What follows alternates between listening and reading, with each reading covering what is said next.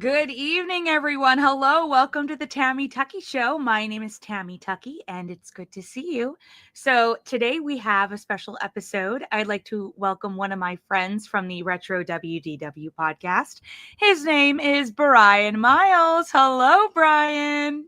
Hello to 2000 over here. Yay. Yes, representing the best decade for Epcot, in my opinion. Oh, look, wait, who's just there he is. Hello. And is that your father-in-law in the back? Yes, Hello. Yeah, he just got a puppy, which is causing him great consternation. So he's chasing it around and yelling no a lot tonight. So What did he just get? a puppy. Oh, well, that's something he needed. Yes, it was. What type of puppy? It is a border collie. Well, they're great dogs, so but cute. they need a lot of energy and action. Well, I'm so glad you guys are both here on the show. Hopefully Todd and JT are going to try their best to make it. But this is that one half of the Retro WDW podcast crew. So, hi guys. I know it's been long overdue to have you on the show, and that's so on me. But I was like, this is the best time to do it because we're promoting tonight RetroMagic, which is an event you guys do. But maybe some people in the audience do not know who you guys are and your podcast. So why don't we talk about how you created the podcast? How did the four of you meet to create this podcast? Was it like 2017, right? When you guys first did your first episode, or earlier? It's earlier because we're celebrating our 10th year of the pod. That's why it's called RetroMagic 10 this time, because we started in 2014. Oh my gosh, that long! I didn't realize it was that long ago. Yeah, it seems like 20. So how did you guys meet each other and decide, hey, let's just record what we chat about, because you all love Disney very much? I've given the origin story so many times, I'm going to let Hal do it this time. Okay, well, so the way I understand it, if I have my story straight, so Brian is a avid flea marketer, and he came across 8mm film and slides and things of Walt Disney World, which he purchased. And somehow he found Todd, because Todd was doing conversion services where he would take people's 8mm stuff. And so Brian sent him a whole bunch of things to convert. And they got to talking. JT was doing some writing and some other work for Todd on a website, like a Disney website that he had set up. And so they had a little bit of a relationship going. And then I was an avid Twitterer 10 years ago. And I was at Universal Studios with my family in Orlando. And I happened to notice this guy posting a picture of his kid standing in front of the Jaws, literally taken 5 minutes before I took a picture of my kid in front of the Jaws there. And so we started tweeting back and forth. And I had been an avid Disney collector for 20 years and did a whole bunch of stuff of going out and videotaping things and taking pictures. And I was sitting on this cache of 500 pictures and 80 hours and hours of video and hours of audio recording. And I believe Todd at some point was like, "Hey, I'm thinking about doing a podcast." And I said, "Oh, I think that would be a good idea. So I can finally do something with all of this stuff that I've collected for 20 years, other than just have it sit in my house waiting to be flooded." And so it all came together just like that. And so we started the podcast. And then a few years later, we started the Lake Buena Vista Historical Society to turn it into a real nonprofit organization. So it's all just kind of, which begat some very small events where we would just literally, we rented out pontoon boats at the parks and took people out on trips and just yelled or had little bullhorns and like told them facts. And that parlayed into a bigger event, and which is into a bigger event. And now it is 10 years later become our third RetroMagic, fourth RetroMagic event. And we are now blessed to be able to have folks like you and Imagineers come in from California and tell these amazing stories. And we're literally, we were four guys with a bunch of ideas and no connections, and just slowly over the course of time, by luck, fortitude, and hard work, have managed to put something together for other people to enjoy. And I think that's been really good. You guys, to me, for these events, these are the events that I wish Disney would do. And I think a lot of people say that because you all put a lot of heart into them, and your guests know that. Actually, we have a guest in the audience. Jerry says, I love RetroMagic. You guys are the best. and we love Jerry, and we're so fortunate to have him twice. Because gosh, what an amazing guy with an amazing story, who also took tons of pictures and video of all the stuff that he was doing, which he was able to share with us. Cranium Command now too. Yeah. I think. So, oh my God, I mean, what a wonderful thing! Like, not only what an incredible background too. I mean, working on Tron and Brave Little Toaster and all kinds of things, but Cranium Command certainly dear to our heart. All the stuff that he did at Disney MGM, those early years was all phenomenal and fantastic, and I was at some of the best things that were there. So yeah, it's been a real treat to have him at our events. Absolutely. And that's been the best part is bringing people to Florida. We always say, we love getting the big names, like we love getting the Tony Baxters, but we also love finding people who didn't have a lot of exposure in the press for whatever reason, who did stuff that literally touched all of our lives, and be able to get them out and tell their stories finally to the public. And they have so many great stories. Like that's the real fun of these events, I think. And who is this? The RetroWDW Podcast guys are smart, funny, and a real pleasure to listen to. Epcot Curtis. Well, I never interrupt someone who's complimenting me. What about, let's see, Sylvia says, love Brian's water pageant t-shirt, which we wanted to mention. Where is that from? Well, this is one of the very first Hal Bowers t-shirt designs for RetroWDW. We try to do one for every episode.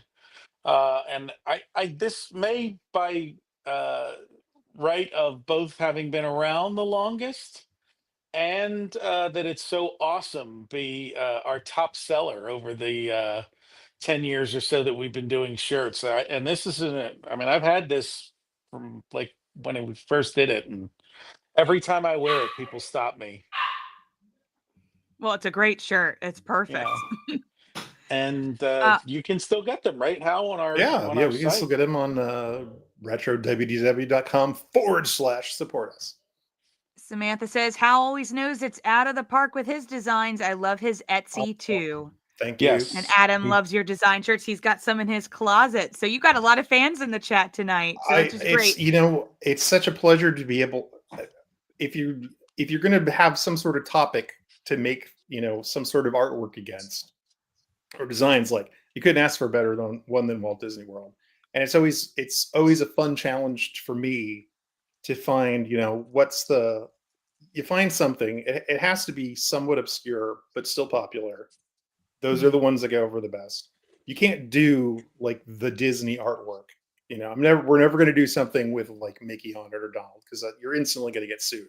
So you have to work in that gray area and find the ways around the ways in order to do stuff. And so it's not only fun, to do. And I used to do them on my lunch hours. I'd be like, that was my way to keep sharp. Is like, okay, I got a lunch hour. I'm going to see if I can get something done in 1 hour and get it done.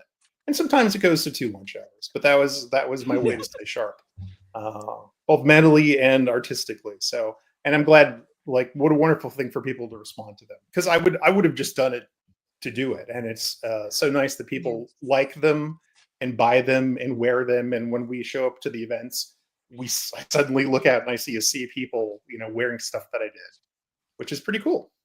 Yeah.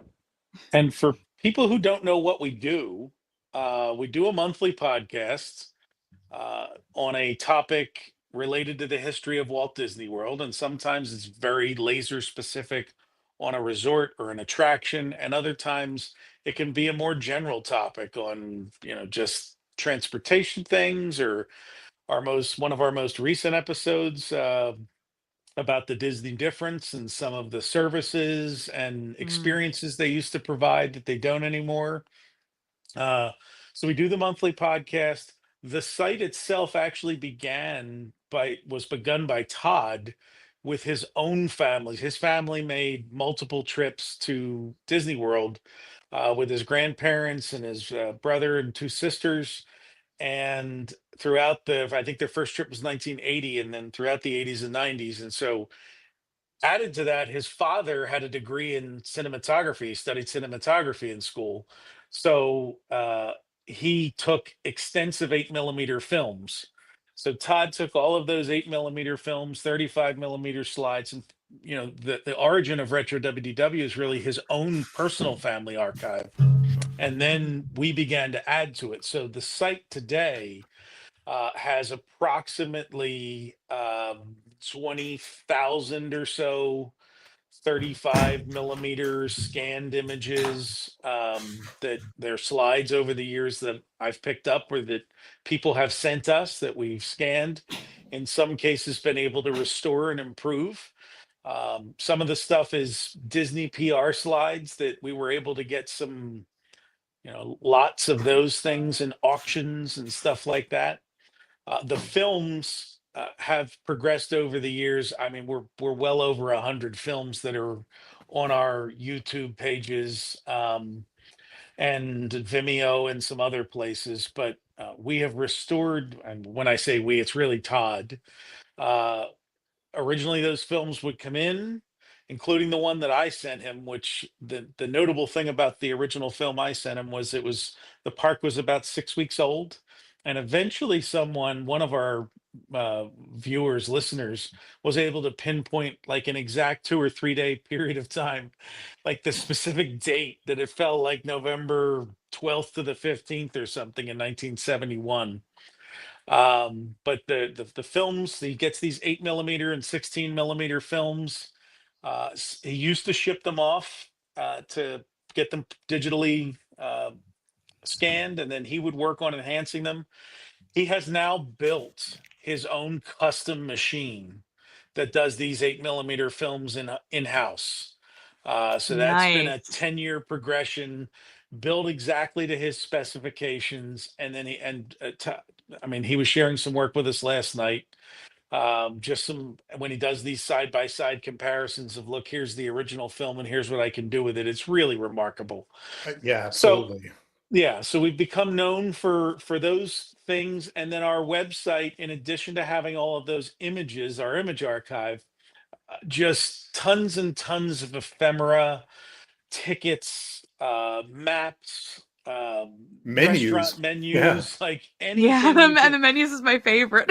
all kinds of hotel stuff going back, wherever we can find it. And sometimes we buy this stuff at auction.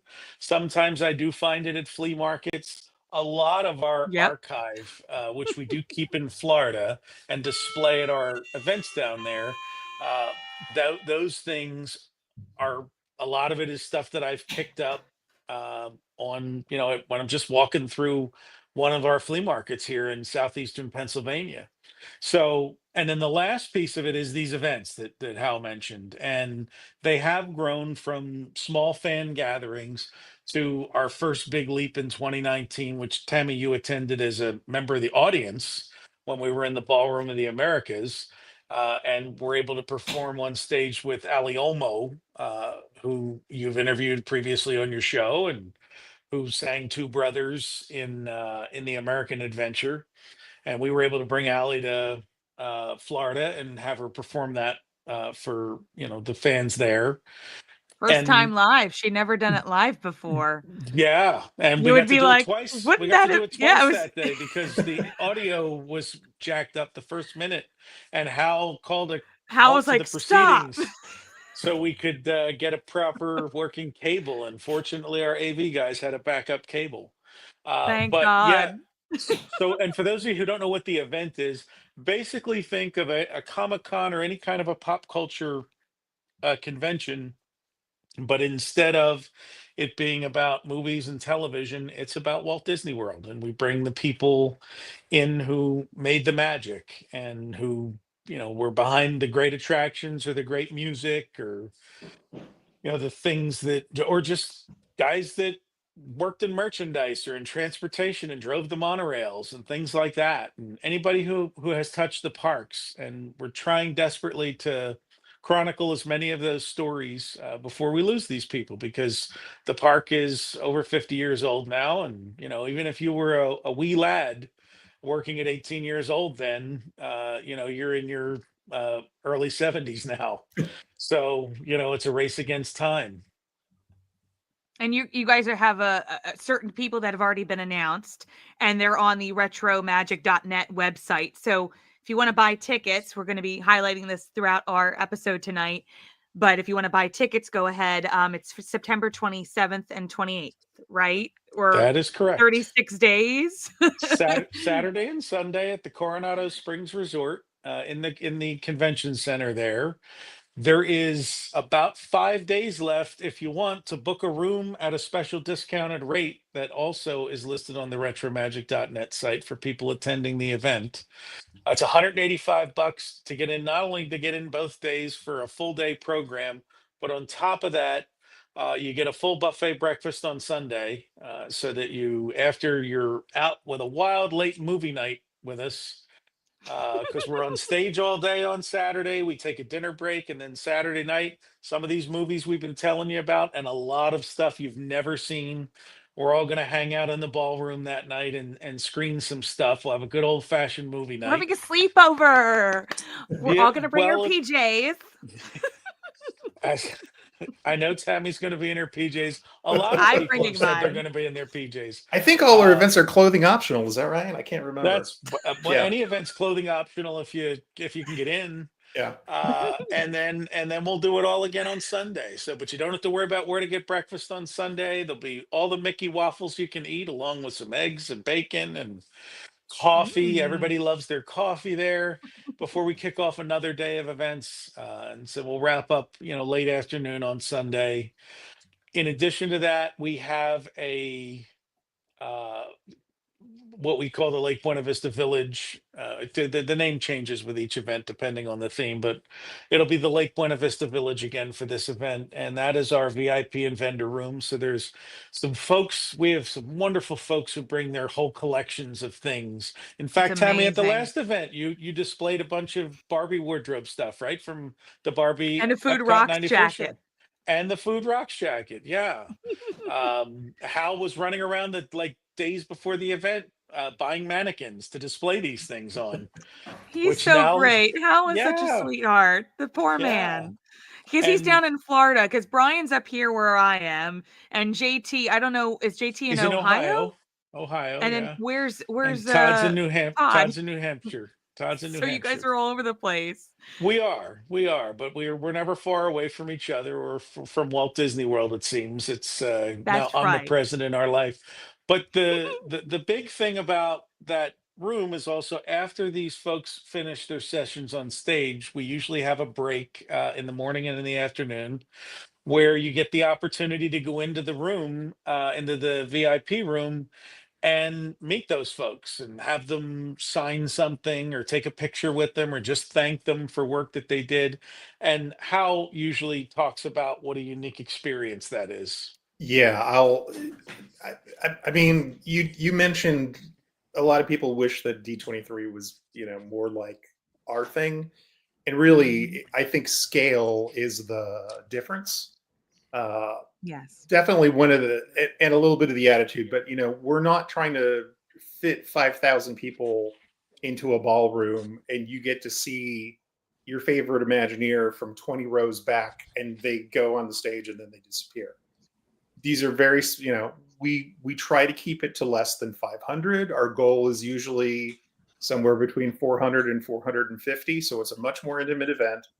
And there are opportunities to be able to, interact with the people that you wish you could one-on-one. And it's so far from what we've seen, it's been mutually beneficial for both our VIPs and for the guests too, because I love to tell the story of Norm Inouye, who designed the Epcot Center logo, who, he did this work, in the early 1980s and, had a career with Disney and then went off and did a whole bunch of other stuff and was in California.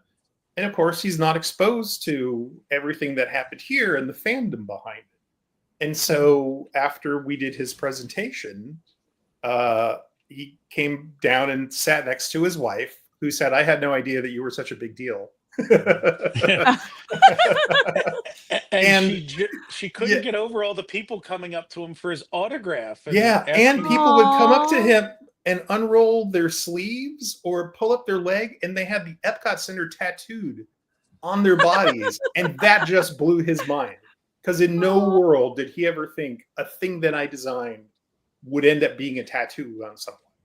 So and his wife Elsie just kept taking pictures of people talking to him and asking him to sign things, because she was just amused. He said, "Back home, I'm just a guy who takes the trash out, and here I am, like for a weekend, he got to be a celebrity." Oh, that you do a lot of a lot of people really love this experience who are just panelists, and that's why they keep coming back. Actually, somebody who's coming to the show for the first time, Paul Osterhout. He's in the chat. Hi, Paul. I'm going to get to do a panel with Paul this year. Oh, and we can't wait to have him either. There's a guy who has been on my list for years of we need to talk. Again, it's hard to work through. There's so much. Who can we get and when, but there's another. And how much can you talk about, right? Oh my God. We tried with Jerry. The first panel we ever did, we're not going to get to everything we planned. I feel it's the same way with Paul. We'll have him on this. We're going to do I'm sure we'll do your thing as a very condensed. Here's a lot of stuff, but at some point we're going to have him back and do a deep dive. Well, yes. And as the person responsible for doing the schedule, I'm just like it. Paul's got one of the longest ones on there, because it's like we have all this stuff to try to fit. And originally we were going to we'll have some of the folks who worked on Muppet Vision with him and this and that. And I just said, we just need to talk to him. There's so much there. I don't want anybody taking any of the Carousel time Progress. And all of the new Tomorrowland. Plus, he touched everything in the 90s, it seems like, under new management. I mean, my goodness, Rock and Roller Coaster. There's so much we can talk. Oh, look, Jerry's saying hi to Paul. I think Jerry worked with Paul, right? Yeah. I was just going to say, when you're talking about people taking time and it being a mutually beneficial thing with the fans, when these Imagineers and other cast members get to meet the fans, Jerry spent a tremendous amount of time in both of our events.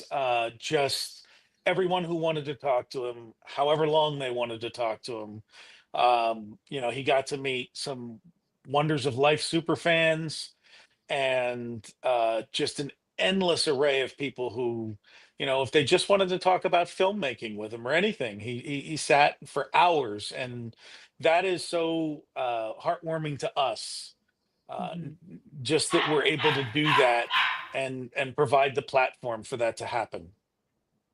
Paul has a really great story with somebody who we did have at one of the panels. I wanted to play a video clip because we miss him dearly because he's no longer with us. But George Wilkins, who composed so much music, I think, because I speak to his wife, Kim, on a regular basis, but it was so nice to hear him and his daughter, Amy, who came in, and he was just so happy to be there to meet everybody. And I think he kept telling me, I can't believe all these people, they really like what I did. I'm like, of course they loved what you did. They love you too. So here's a little clip. This is, it's going to be me singing and Jeff Crawford playing the piano. So we joined Hal for this panel so we could perform some songs that George had written. This one is The Great Outdoors, but these were 2 verses he wrote for my album, my original album, You'll Find Me on Main Street, and Disney wouldn't allow us to put it in the album. So I was like, we're going to do it for RetroMagic. So here's a little clip for you guys. And there's little photos from the original attraction. So here we go. If your life is boring and you're still ignoring the call of the wild, a walk in the woods will do you some good. It might even make you smile. It's time for recreation.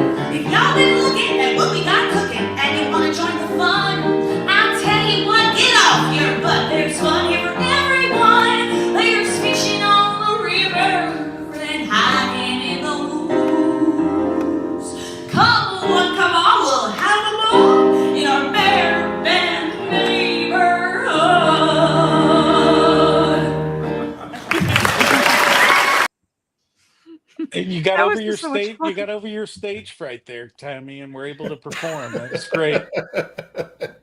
Was that you, Hal, singing too? I heard somebody else. I don't know. Maybe Yeah, I was and wondering the same thing myself. I believe Hal joined in Did I to try to toss get in a like the little? crowd going, but George Wilkins, Mm. probably one of the 5 kindest people Oh my I've ever gosh. met in my life. I mean, just a gentle soul, and what a wonderful life he had. And we were just so thrilled that we were able to. Tammy, you facilitated it. We were so thrilled that he was able to join us, and Oh, you you know, he guys did all made it those, happen. It was and he did all perfect those Teddy timing. Ruxpin songs. Yes. You know, what was it, like Just 160 songs he wrote for Teddy Ruxpin? So yeah. And we should mention that if you wanted to see a little bit of what they have done with the past panels, the past events, they're all again on the Retro WDW YouTube channel. You can watch all the panels, which you should. They're all wonderful. And that's another thing I like about you guys is you don't keep it hidden. Once the event is done, you have it recorded. You have this wonderful team of techs who are there to make sure everything sounds good and looks great, and you post them publicly for free so the public can access them. And I really always love that. So thank you guys for being able to do that too. Yeah, we are contractually obligated to not stream it while the event is happening. But once it's over, we gather up. We have volunteers who come with like 8 cameras all set up in different positions, and then they take all that video and ingest it and then edit it together into the packages that you see, so they can cut between close-ups of someone talking and what we had on the screen as examples. It's just wonderful. And we have to thank everybody who works on those. But yeah, we're so happy to be able to put that out on YouTube, because again, if these are the incredible stories that you need to hear, so of course we want to put them out so that you can hear them. a great example of that, we'll go back to Norman Newye, was we booked him because we had learned through Tom Morris that he was the guy that did all of the pavilion logos at Epcot Center, you know, for each of the pavilions and the park itself. I said, oh boy, this is a guy we want to have. And somewhere along the way, I think you were talking to him, Hal, in like the pre-interview, and he just casually mentioned when we brought up the fountain out front, oh, that's my design. And for 40 years, everybody just thought it was John Hench's, because John Hench had always gotten credit for designing that fountain with the crystals. And out of nowhere, suddenly we learned that, oh no, that was Norm's. And Hal spent a couple minutes on stage as Norm just described the design of that fountain and how it came to be. Yeah. How and cool. That's always the fun stuff, the things that we didn't know. Especially, I love busting myths. So when, you know, everybody thinks it's this thing, and then you finally get to talk to the one person who was there in the room where it happened, and then you go like, oh, no, actually, he did it. So when you're crafting an event, I'm sure people want to know the backstory. How does this happen? Because you guys really pull out all the stops. You're bringing in the guests. You're trying to micromanage so many people, but you have all these volunteers helping, right? So how do you decide who you want to invite and what theme you want to go for each year? Boy, that is a lot to. That's a loaded question. Unpack. So the 2019 event was just us trying to do this, was having attended the 20 Destination D in 2016. The 4 of us were all there, and or was it it was the Epcot 35 event actually that we were all at. Yeah, although we did and- I think we individually had gone to the different Destination Ds. Yeah, and on we our just own. kind of looked at each other and said, we can do that. We can, you know, we have the wherewithal to do that. Yeah. So when we did our very first RetroMagic in 2019, our first ballroom event, it was really, you know, Tammy, it was connections, people you knew, people, Hal, it was anybody we could get to. And there were a lot of people we invited, obviously, who couldn't come. But it was, you know, just kind of what can we make happen? And we didn't know what we didn't know. So ignorance was bliss on that one. By the time we got to 2022, which that event had been put off because the idea was to do these every other year, and because of COVID, that was put off for a year. That event which was the one George Wilkins was at, and Jerry's first event with us. It was just, you know, uh, we were all kind of like gobsmacked afterwards that, like, wow, this really went well. And we knew Epcot was about to turn 40. So we said, let's do an Epcot 40 event. And the fear now is that we set the bar so high with Epcot 40 that you can't meet it again. Like we've already done our pet sounds, so I don't know if we're going to do a better album than that. Yeah, will this year be Smile or Smiley Smile? I guess we're gonna find out. Yeah. But we have been fortunate that this crew of volunteers that started with a you know, a lot of them were attendees in 2019. I mean, 2019 it was a lot less people working on it than the subsequent events.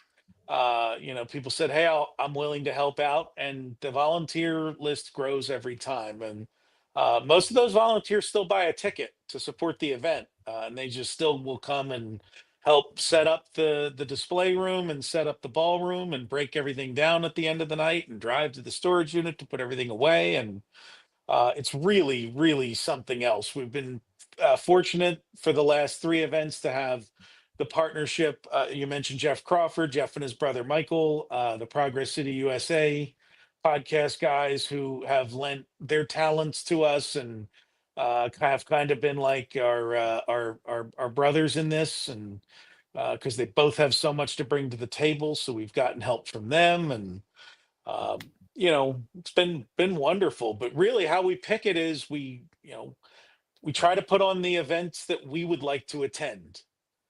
And so it's kind of like we're saying, well, who would we really like to talk to? And you know, that's how we a lot of times end up with finding people that we find. And there's been a bunch that have turned us down over the years, or just said they don't want to come to Florida or don't have the time. And some we just missed. Obviously, you know, getting to sit in Rolly Crump's living room and record, because it was, you know, within months before COVID.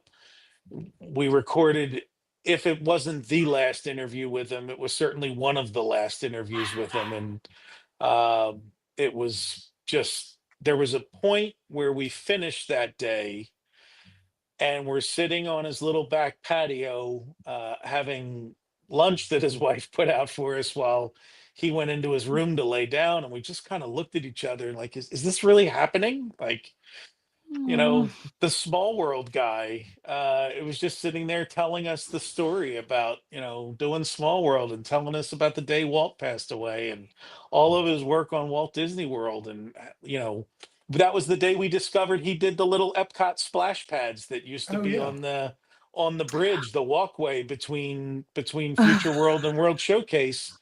And he just happened to have a photo album out. We're flipping through it and we're like, Rolly, what's this? And he's like, oh, those are the little splash pads that we put in. And we're like, you did those? And he's, yeah.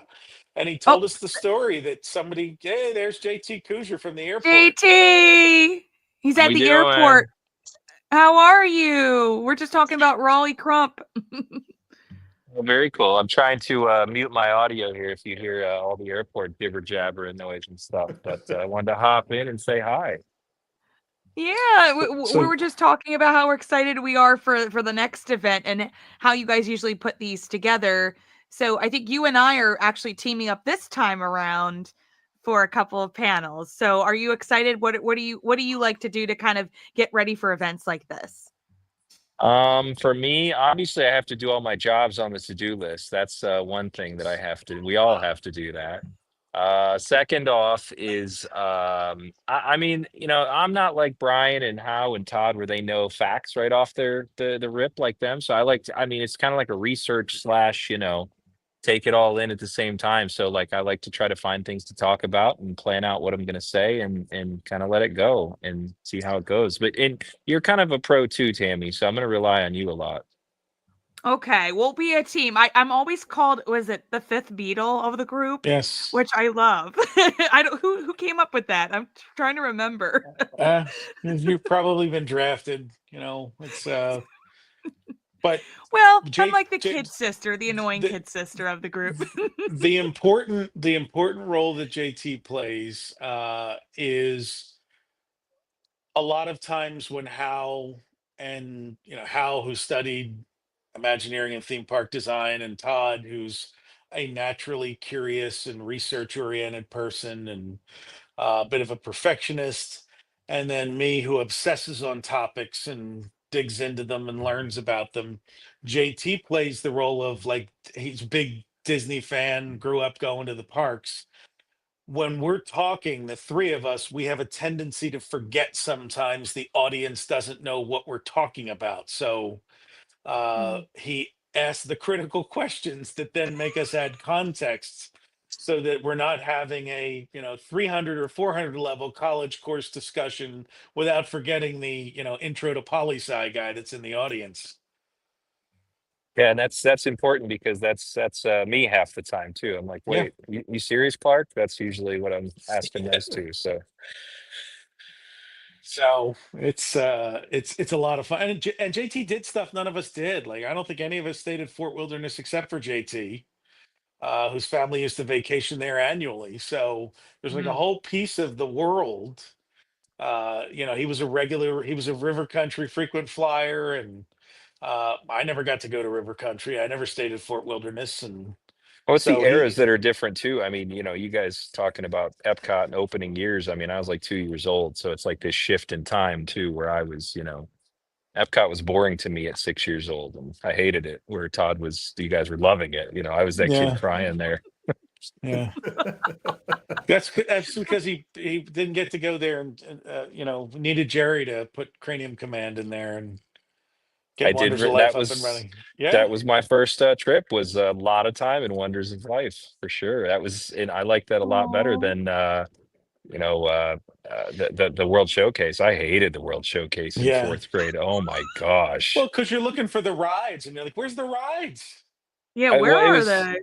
it was funny because we'd always say, "What is this Epcot? What can we go there?" And my parents would always say, "No, what do you want to go and learn on vacation? You're not gonna have fun." And they were right. Like the one time we went, I was in tears. I hated it. So Aw. But you liked you. I think you were the only one of the team that saw the Millennium Celebration, right? Or did you see it too, Brian? 'Cause we were talking about that, I thought, at one point. maybe I don't know. Yeah, I was there. I went through the Millennium Village very briefly. I remember, like, kind of walking through, like, what is this? Because it was weird, that big tent, back in a corner, and all those little booths with different countries. Uh, I I'm sure I saw the parade, but I don't remember it. So I'm excited about your panel coming up at this event, Tammy, to revisit the Tapestry of Nations. And I mean, I was there in 2000. I was there to see the wand go up. I started going regularly again in 1998. And then it Mm. was at least annually I was there. So I definitely got to go through, and was there during when Epcot was the headquarters for the Millennium Celebration. But it's I've lived through all of Epcot's eras. So I mean, I got to see it first in 1988, and then in the mid 90s, and then regularly since then. So I've gotten to see it through its three different identities. And it's having an identity crisis right now. So Yes. Oh, by the way, somebody had mentioned, because we were talking about episodes. Hold on. Where was it here? Oh, Adam Richards wrote, the Epcot music episode you did was the absolute best. And can I just say, yes, I absolutely agree with Adam. It was so great to hear that episode. I know how you were one of the main components behind, getting that one It's together. And it was just that's all wonderful. Hal. That's all Hal. If it was a Beatles song, it'd be Yesterday. It's just Hal at the microphone, and we were just sitting there. We were sitting in the booth watching him go. Well, Yeah, what was cool about that too was because we just recorded all our talking, and then I didn't. I mean, I knew he was going to add music, but then when you listen back, which I don't always do, I'm glad I did to that one. It made sense. It worked. It was like because we say, okay, we're going to cut music here, and then Hal did it, and it was awesome to listen to. It was great. It Well, felt what like a podcast episode from 2008, when Disney podcasts were still happening. It was so great. I was like, I feel like a kid again listening to podcasts.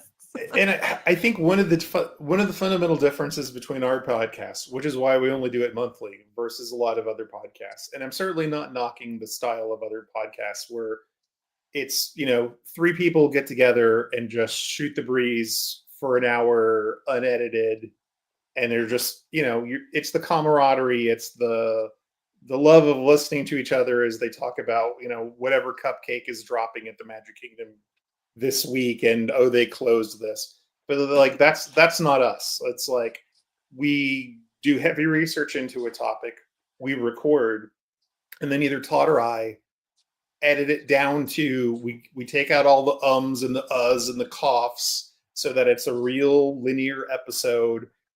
Sometimes we realize that we missed a topic, and we go back, we cut it out, we put it back into the place where it's supposed to be. So it is a real, honest to gosh, produced episode with background music oftentimes and sound effects, and sometimes call outs to other media so we put a lot of work into it. It's, it's usually about somewhere between 3 to 10 hours of editing in order to make it happen, which is why people always say, how could you do this weekly? And it's like, no, we can't. We literally could not do this weekly in the way that we do. So I invite you all.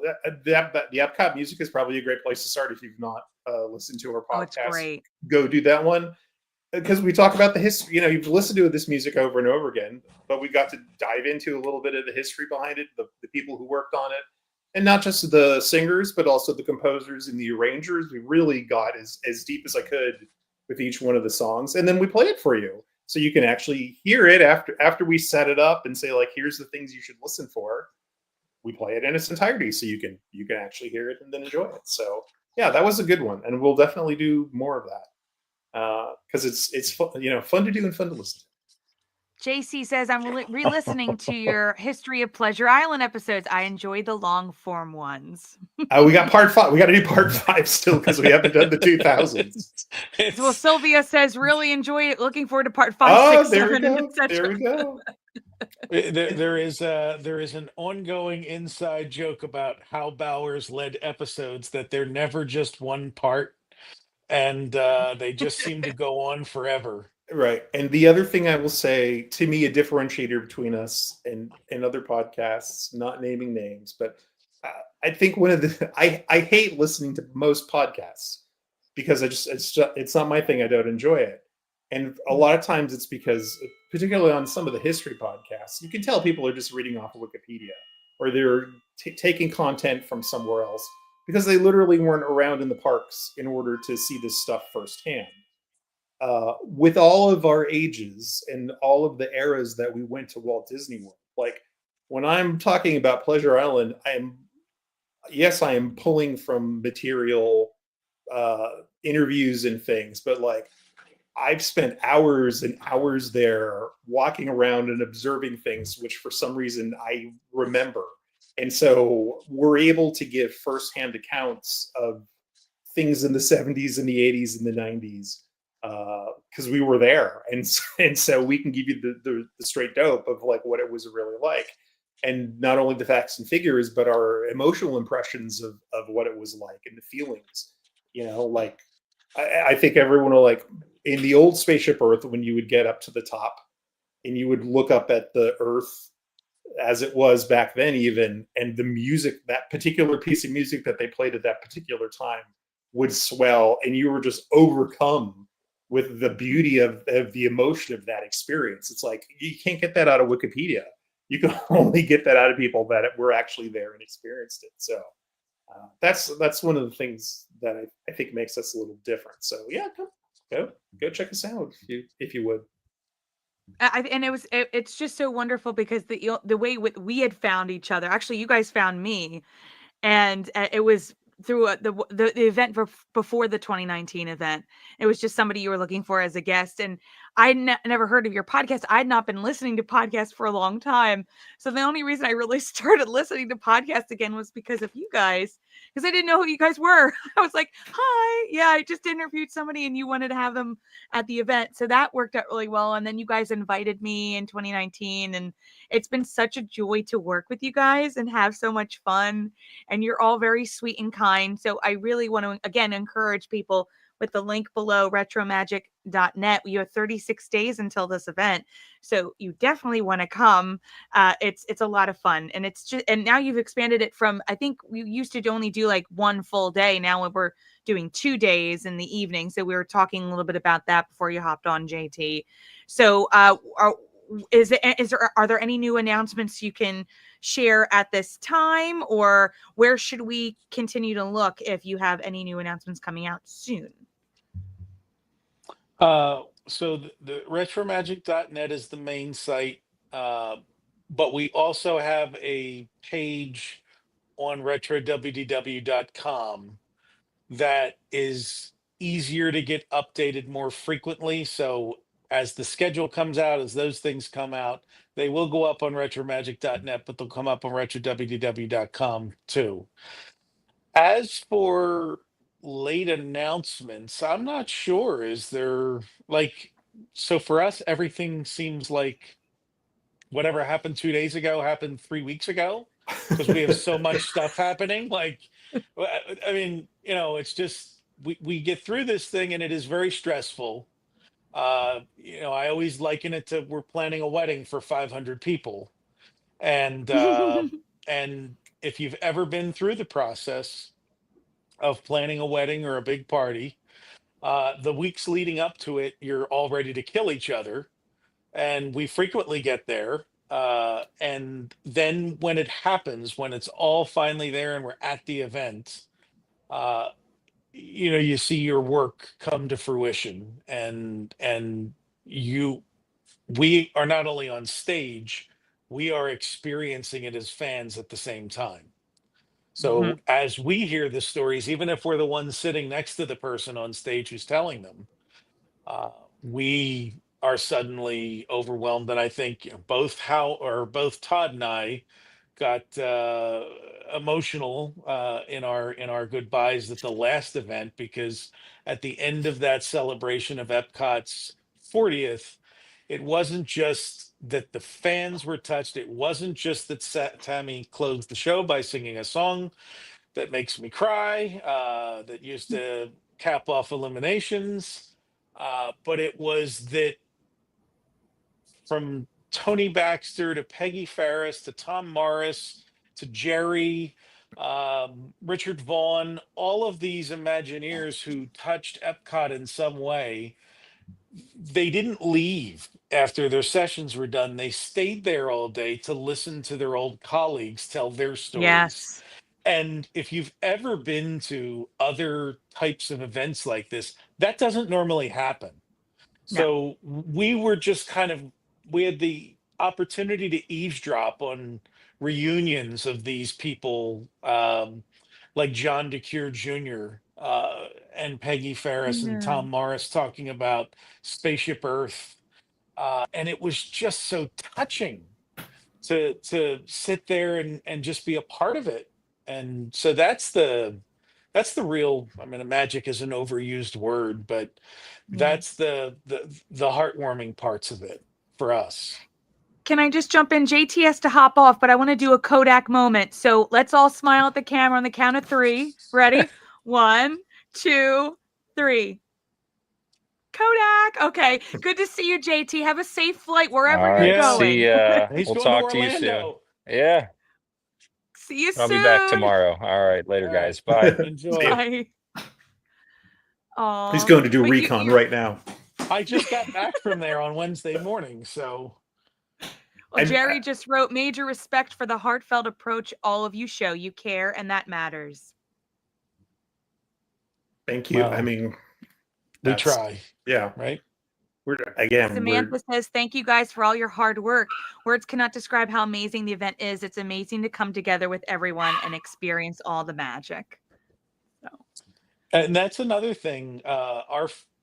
the fans, the people who attend, they ask for as much downtime as we can put in the schedule, not just so that they can meet the Imagineers. They like hanging out with each other and catching up with each other. And so that's kind of how this movie night came about. And I will gladly cop to, there were like delicate, like Russia Ukraine level conversations between Hal and JT and Todd. How are we going to pitch this movie night to Brian, because we know his head is going to explode, because I'm constantly trying to be the voice of reason, saying we've already got 2 full days of events to plan. We don't need more stuff to do. And by the way, there's a sold out VIP dinner on Friday night in Friday the Living night. Seas Lounge. So it's not just the 2 full days in the movie night. We have something Friday night too. Yeah. But it took me, they knew exactly how to handle me. Let me blow my top. Let me like get it out and then talk me through it. And by the next day, I'm like, you know what? I love this idea. Like, let's just do it. And It's and gonna be so fun. it is going to be fun. It's going to be fun, and this way we don't need to spend Saturday night either entertaining anybody or occupying. We'll just all kind of hang out together, Yeah. and so that's going to be a lot of fun. Yeah, and we want to bring as much value to the people that are coming as possible. So, especially with Yeah. it being a 2-day event, that means if you're a Floridian, you're not just driving in for the day, attending and driving home again. You're probably going to book a room for the night then to stay the next day. And so let's make sure that people have something to do, if they so choose with us. If they want to go out and explore the parks, great. But let's make sure that we can give, we got the ballroom. We may as well give people Use it. Yep. as much value for their dollar as we can. And if you look at what a day's park admission costs these days, our $185 ticket gets you 2 days, a movie night, and a full breakfast. I mean, I don't think anybody else can top that. And if you go to one of these Comic Cons and you want like the greatest American hero, William Katz picture or autograph, that's like $25 a head, for that. Everyone who comes to our events does it for free. It's so much fun too. It's just fun to be there, and you guys are fun people. So I thought we'd play a game, because what other way of having fun than a game? So this is going to be, if we'll play the music. Wait, it's not working. Hold on. Let me see if we'll play. Trying it again. Here we go. Oh.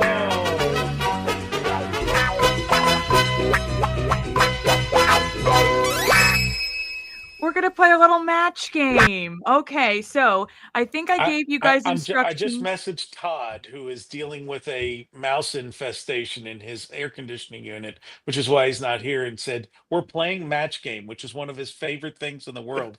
In fact, he hosts game nights at his house where they play match game. And I'm like, you're missing match game. You're missing it, Todd. And I had a question just for you. So I'm going to join in on the fun, and I would love for the audience to join in, and let's have some fun together. So match game, pretty easy. Hal, Brian, I'm gonna list a sentence about somebody here and have a blank, and when you hear the blank, you're gonna write down what you think the word should be that should enter the blank. It could be any word. It would be nice to keep it family friendly, but hey, let's have some fun. So the first one is, when describing JT, the Disney character you would use is blank. When describing JT, the Disney character you would use is blank. Man. All right, I got mine.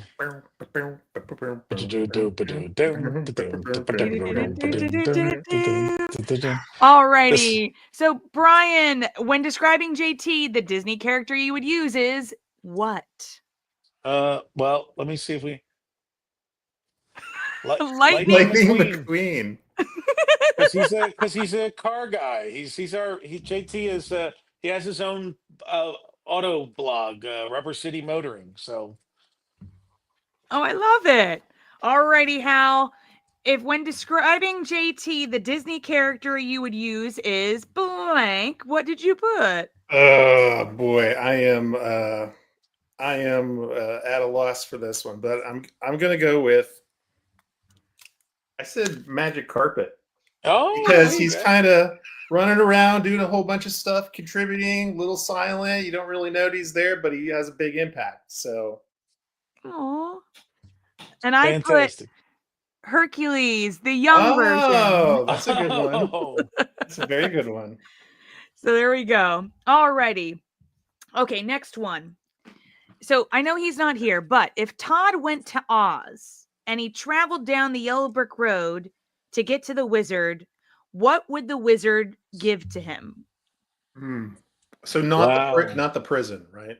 Yeah, From no, the HBO series. I'll rephrase it. If Todd went to Oz, Oz from the 1939 version, Okay. he would travel down the yellow brick road to get blank from the wizard.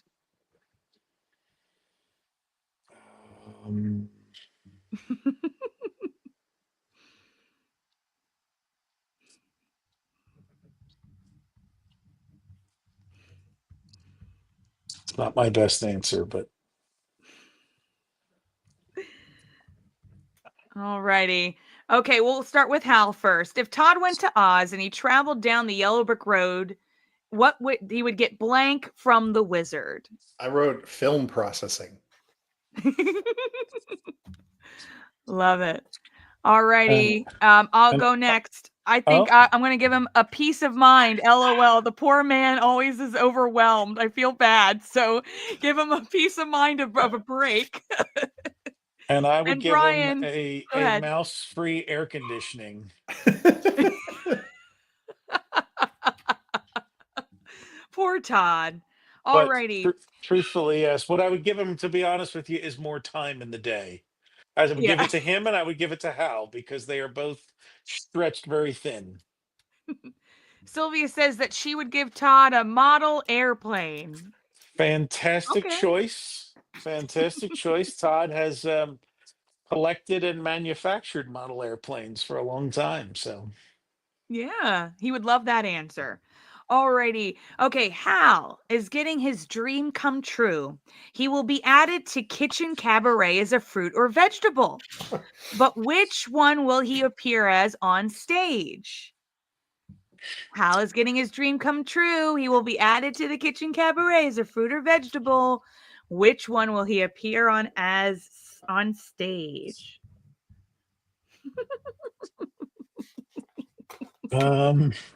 We'll have to see how many people match with me. wow. This is hard. Ryan's like, I could go many different ways with this I one. could, and that's why I'm keeping it family It's a family friendly. show. Just remember that. Yeah. Dakota says a tomato. Tomato. How the tomato reminds me of VeggieTales. Or tomato. I'm not sure which one would be better. I'm gonna go first. I'm gonna say Hal is a peach because he is such a peach. That is right along the lines with me because I said a banana because he's a little bananas. A lot of times he drives me bananas, but I love him. And what would you say, Hal? Did you write your own? And I said a pineapple. Oh, my favorite fruit. Did that come out backwards? Am I No, reversed? No, No, it's that's Or is it right. straight? correct for Okay. us. All right. Perfect. And you spelled it correctly, unlike Walt Disney on his list at the Walt Disney Family Museum. Oh, really? Did he spell it? Yeah, Walt did not have a great ability to spell. I wonder how he said it. I guess he probably would have said that's that right. Like Yeah. reptiles. We can or- ask the Reptiles and audio hoovers animatronic and- when we go to Disneyland Yeah. how he said it. I like to think of myself as a little bee. That poor That thing. poor audio animatronic. Oh. It's the best Tom Alrighty, and Hanks finally- animatronic I've ever seen. And finally, if Brian could be a specific Beatle from the famous music group The Beatles, he would want to be blank. If Brian could be a specific Beatle from the famous music group The Beatles, he would want to be blank. It's not Pete Best. Alrighty, Hal, why don't you go first? I'm gonna go with Paul. I agree. Brian, both are we correct. right? Yay! You're both correct. And the secret of one of Brian's secrets is he actually has a lovely singing voice, and he actually can do some very respectable Paul McCartney songs. So maybe we'll get some booze into him at RetroMagic and have him do Bluebird. You know, I am very, very, as Hal knows, one of the things that I preach is that we never make RetroMagic about ourselves, that we don't spend time on stage talking about ourselves. But I would love to come up with something to sing there. The problem is I don't want to sing a Disney song. Like, I don't want to sing a song from the parks. I've got other things I want to sing. Like, there's tangential things I want to sing. Stuff that Disney now owns, but may not have necessarily been in an attraction. Hint, hint. So, and Tammy could help me. Yes, I told him I will. So I'm ready for this duet. We're gonna make it happen. We're gonna make it happen. So, But we still well, don't have a finale on Sunday, so we can. And I think if, if movie night goes over, then I think karaoke night might be something that we do at future events. we have to, please. Yeah. Or like a read through about an attraction. Just have a read through. You know, that would be fun too. But you know, it's 9:02. We've had almost over an hour of fun. Thank you guys for coming on the show. I'm really excited to be a part of this. And again, I really appreciate you letting me be like the third wheel coming and helping out with the event. You are an important part and a contributor to what we do. An integral part. You've brought some of our best guests to us. You have contributed on stage since our very first one with your talents, and it's just been, I mean, can we just talk about the Billy Flanagan drop in at the last event that was completely unplanned? And you guys opened the second day of the show for us with what was it? We've Just Begun to Dream, right? Wasn't that the song? Yeah, he was the there Epcot opening day song. to sing that on opening day of Epcot, and he came to sing it with us. And I'd never performed with him before. We did 2 rehearsals in his car, and that was it. So, and we had matching outfits because I told him I'm wearing a green dress. He's like, I have a jacket, and it matched. It was like, what? That's from Billy's closet full of sequins. There it was. Like, it was great. That was the most amazing thing when I saw him in the dress earlier, and then when he came into the room in a matching jacket, I just how is this possible? What were the odds? Yeah. And the other thing I love is you bring an energy to our event that we don't have, being a bunch of old curmudgeon guys. I mean, yeah, we're fun, but you have an insatiable energy that is, I think, something that is very complementary to that what we have, and I enjoy having that as part of our thing too. You guys feed it because you're. Hal will get me a little Barbie pink toy car, and Brian and I will go out to dinner and we'll just talk all Disney stuff. Like, you guys are always so sweet and kind. So I appreciate you always being so nice, and thank you for being so patient to finally be on the show. It won't be the last time you're on the show. Let's just say that. Tammy, before we wrap up, can we talk about our most special guest at this upcoming event? Ooh. Your dad. Yeah, he's in the chat too. He says hi. Yeah. He was actually saying that Hal did his website, the TNT website. So yeah, he's really excited to come. What is he going to be doing? We're excited because we're doing, again, as Hal said, we like to touch on some of the obscure and forgotten. And for people who've been fans the last 20 plus years, they might not know that the Main Street arcade facade actually once housed, from the time the park opened, a functioning arcade with vintage mechanical games originally, and then as the video arcade game industry took off in the late 70s and through the 80s, they started adding some of those machines in the back half of the spot. Hal spent a lot of time there. So Tammy's dad is one of the around here anyway. If you want to buy a vintage or new arcade or pinball machine, he's the guy to go to. That's his business.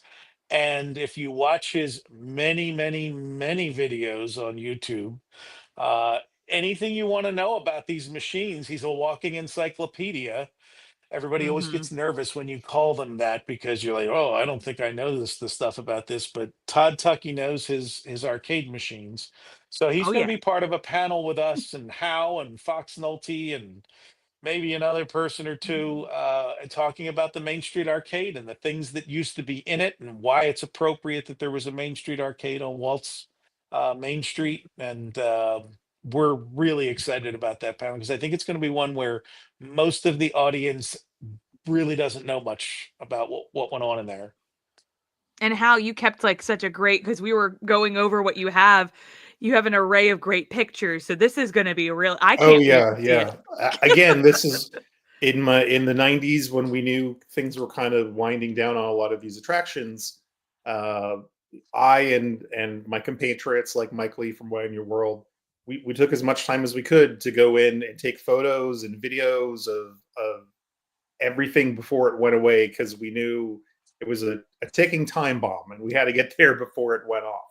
And so yeah, I went in one day and shot probably 3 rolls of film, which was not inexpensive at that time, trying to document as many of the rare machines as we could, because who knows what happened. And inevitably, the vast majority of them got sold off to private collectors, I've managed to track down a few of those. So we'll talk about where some of those are today. There's some of them not very far from you. And Disney bought an amazing collection of stuff in the late 1960s, which went to Walt Disney World. And so we'll talk about, a bunch of the stuff that they bought and some of the stuff that they put on display and where things are now. So I think that'll be fascinating because, as Brian said, if you went to the parks post 1994, you had no idea that it existed. It was a clothing store when you were there. And still is. Yeah, and Yeah. still is. They put the sign back up, but like that in the House of Magic, they put the sign up. I'm like, oh, that doesn't make any sense. Yeah, where are the machines? But The this will be magic really is fun. He's so excited. Is how fast your money disappears when you go in and buy stuff in those stores. Well, thank you guys so much for being on the show, and Thank you everybody for who's having been us. watching. Oh, of course. And everybody's been watching in the chat live. Thank you for chatting along with us. If you enjoyed what you've seen and want to see more interviews and reunions, you can subscribe to my channel. I do have some of the RetroMagic performances I've done on my channel as well. So just type in my name and RetroMagic.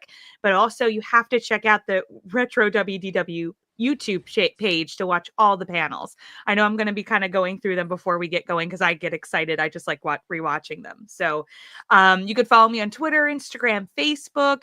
All the information is in the show notes below, including how to reach out to these lovely men. And Hal and Brian are on Twitter. And you could check out more on my website, TammyTuckey.com, which Hal also designed. Thank you, Hal. It's fabulous. I love it. And thanks again. Thanks to everybody. And remember, the future world is born today. Have a good night, everybody. Good night, everyone. Lots of love. See you later.